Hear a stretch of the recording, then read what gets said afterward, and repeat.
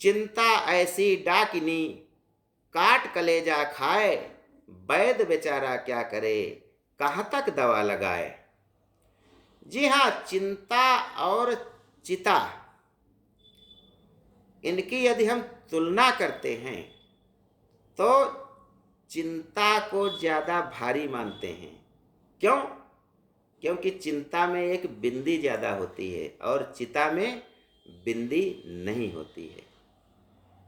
चिंता चिता से भी बढ़कर होती है। कहा गया है, चिंता चिता द्वयोर मध्य चिंता अस्ति गरीयसी। चिंता और चिता दोनों की यदि तुलना की जाए तो चिंता भारी पड़ती है। क्योंकि सजीवम दहते चिंता, निर्जीवम दहते चिता। चिंता जो है जिंदा को जलाती रहती है और चिता जो है मरे हुए को जलाती है। तो जो जिंदा आदमी को जलाए वह चिंता होती है, वह बहुत ही खतरनाक होती है।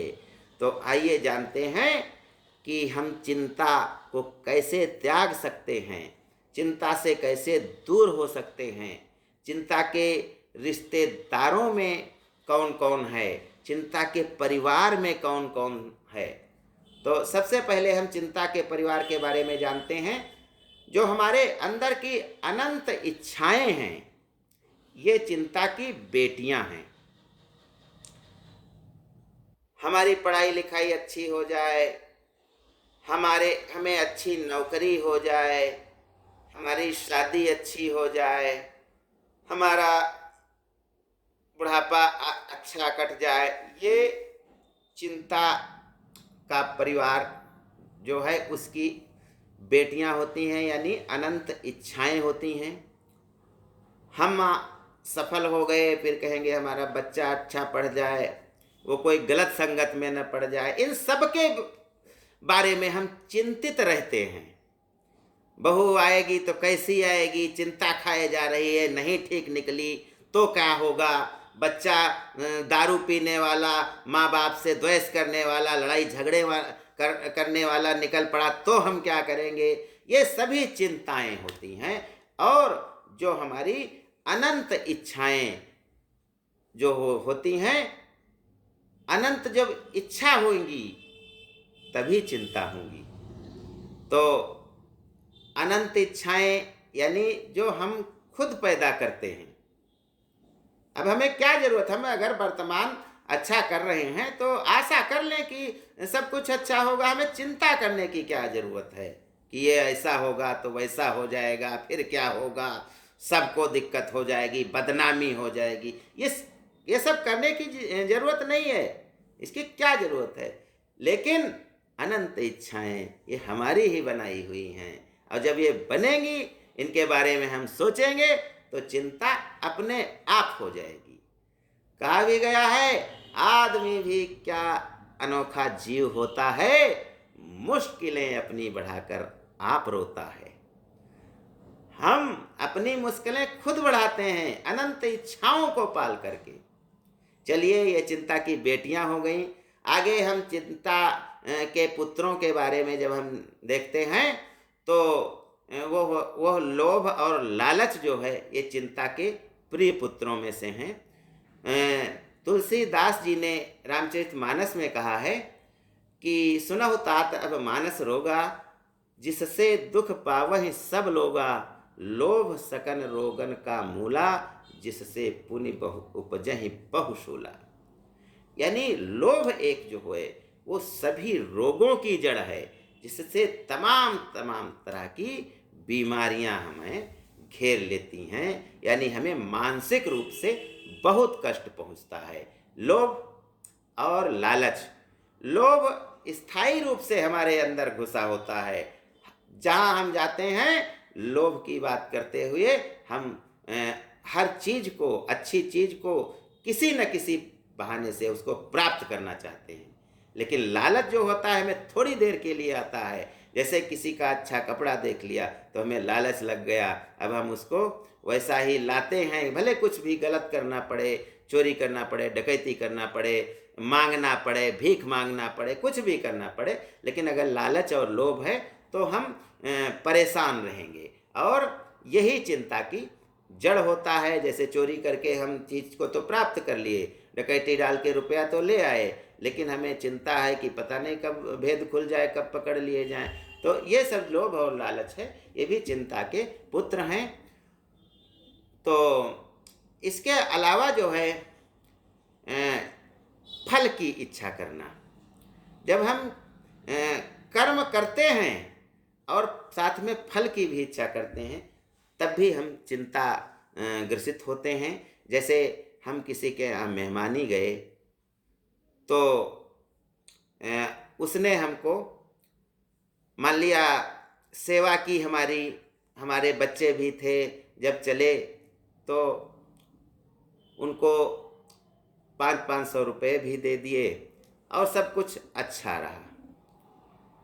अब वह जब हमारे यहाँ आया है तो हमारा भी कर्तव्य है, लेकिन हमें टाइम नहीं है, या हम ऐसा नहीं सोचते हैं, ठीक से उससे बोलते भी नहीं हैं, ध्यान भी नहीं देते हैं, रुपया भी चलते समय नहीं दिया, तो वो लौट के नहीं आएगा। लेकिन हमारे प्रति जो उसने किया था वो तो हमें याद है, लेकिन हमने जो उसके प्रति किया है यह भी बहुत गलत है, ये उसको याद रहेगा, वो भी चिंता करेगा, यार हम बेकार ही इसके लिए परेशान थे, ये तो ऐसा आदमी है। तो जब फल की इच्छा हम करने लगते हैं कि हम कर्म कर रहे हैं तो हमें मजदूरी मिलेगी, कितनी मिलेगी, कम तो नहीं मिलेगी, कोई रास्ते में चोर डकैत लूट तो नहीं ले जाएंगे, ऐसी जब हम बातें सोचने लगते हैं तो भी चिंता होने लगती है। इसीलिए कहा गया है कर्मण्येवाधिकारस्ते मा फलेषु कदाचन, कर्म में हमें ध्यान लगाना चाहिए, फल में नहीं। क्योंकि जो उद्योगी पुरुष होंगे, जो हम कर्म करेंगे, कर्म हमारा फलित अवश्य होगा। जब बीज पड़ा है तो पौधे को बनने से कोई रोक ही नहीं सकता, लेकिन लालचवश जल्दी हम उसका फल देखने लगते हैं। जब कोई हम पेड़ गमले में लगाते हैं और फिर देखते हैं ये लग गया कि नहीं, तो एक आदमी था, वह रोज उसको हिला करके देखता था कि अब इसने जड़ पकड़ ली कि नहीं, जड़ पकड़ ली कि नहीं। फिर उसको रोज हिलाता रहा और आखिर में 10-12 दिन में वो पौधा ही सूख गया। फिर दूसरा पौधा लाया, उसको लगाया और चुपचाप धीरज रख कर बैठ गया। उसको फल की चिंता नहीं थी, वह पौधा चल गया और उसको उसमें से अच्छे फल भी आने लगे। तो इसीलिए कहा गया है कि कर्म किए जा फल की इच्छा मत कर रे इंसान, जैसा कर्म करेगा वैसा फल देगा भगवान। यही गीता का ज्ञान है। तो इस प्रकार से हमने जाना कि हम यदि निराकार भाव से अपना कर्म करते रहेंगे तो हमें उसका प्रतिफल अच्छा मिलेगा, फिर हमें चिंता करने की कोई जरूरत ही नहीं है। अगली बात जो होती है कि यह जो दुनिया है हमारी, ये स्वार्थ से ग्रसित है, ये सब जानते हैं। इसमें फूल जो होता है ताज़ा ताज़ा खिलता है, उसको लोग तुरंत तोड़ लेते हैं। एक फूल रो रहा था तो उसको ऐसे समझाया गया, मत व्यथित हो पुष्प, मत व्यथित हो पुष्प, किसको दुख दिया, किसको सुख दिया संसार ने। अरे आप हे फूल तुम सोचो, मत व्यथित हो पुष्प, किसको दुख सुख दिया संसार ने।